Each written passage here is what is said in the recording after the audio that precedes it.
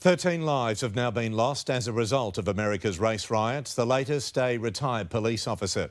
To stem the violence, early curfews are in place in at least 40 cities, creating standoffs between police and protesters. All it takes is one in a peaceful protest.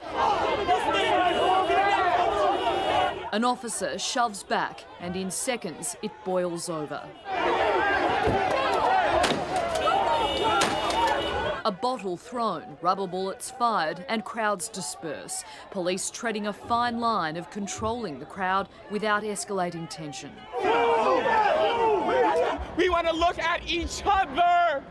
We want to see each other because that is more powerful than a gun. Thousands marched the streets of Hollywood, spreading words and the will to change. From the time I can remember, I've always noticed my skin color compared to other people and how it changed the way people perceive me.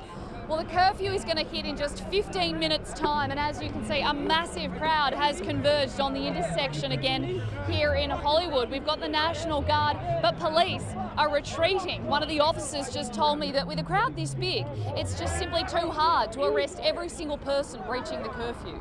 It could change in a matter of seconds, and that's the thing that we got to be prepared for, to make sure it doesn't turn into something very violent or dangerous for them and also for us. From east to west, the curfews were ignored. This late-night march in New York City quickly becoming a standoff. Police trapping protesters on the Manhattan Bridge. Hands up! But with the Statue of Liberty watching over, there were no arrests. The crowd eventually allowed to leave.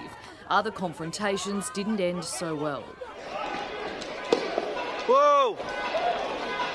In St. Louis, a retired police captain was shot dead, allegedly by looters, the president giving the highest respect to his family. Another shooting in Las Vegas left an officer fighting for life. The pockets of desperate destruction continuing across the country.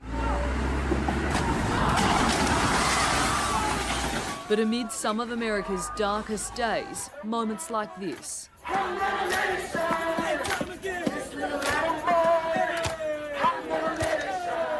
A movement in the making. And 9 US correspondent Alexis Daish is in Los Angeles. Lexi, what's the situation on the streets as we come to you? Well, Pete, it's just after 1 o'clock in the morning, and I must say the streets of Hollywood are certainly feeling a lot more quiet and calm than what we've seen over the last few days. Having said that, there are still plenty of National Guard troops patrolling the streets, and we've seen police as well with lights and sirens rushing off. So they're certainly still responding to incidents, and we know that they're enforcing this curfew. They swooped on a few hundred demonstrators who were out past 6 o'clock in downtown tonight, also arresting a number of demonstrators who were on a roof on top of a building here in Hollywood. This all marks the end of what has clearly been another big day of demonstrations, and hopefully things stay peaceful. Pete. OK, Lexi, thank you.